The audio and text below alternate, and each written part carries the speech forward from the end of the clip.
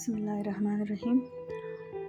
इस टाइम हम हाईवे पे हैं और मंज़िल है इस्लामाबाद। तो चलते फिरते भी हमें बहुत सी चीज़ें मिलती हैं जो हमारे लिए लेसन होता है।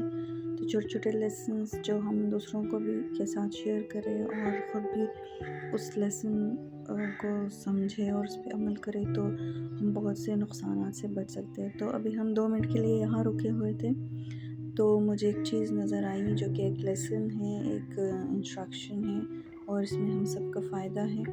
और इसको देखते हुए मुझे एक शेर भी याद आ गया, तो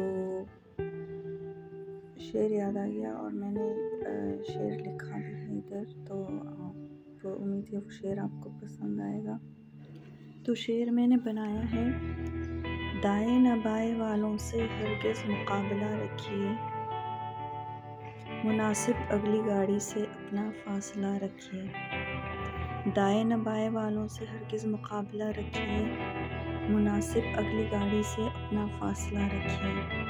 तो ये शेर मैंने अभी बनाया इस हिसाब से, और मैं उम्मीद करती हूँ कि इस पूरे सफ़र में इंशाल्लाह हम इस चीज़ को फ़ॉलो करेंगे ताकि इससे हम ख़ुद भी नुकसान से बचें और दूसरों को भी हम कोई नुकसान ना पहुँचाएँ। और अल्लाह ताला सबकी हिफ़ाज़त फ़रमाए। जज़ाकल्लाह।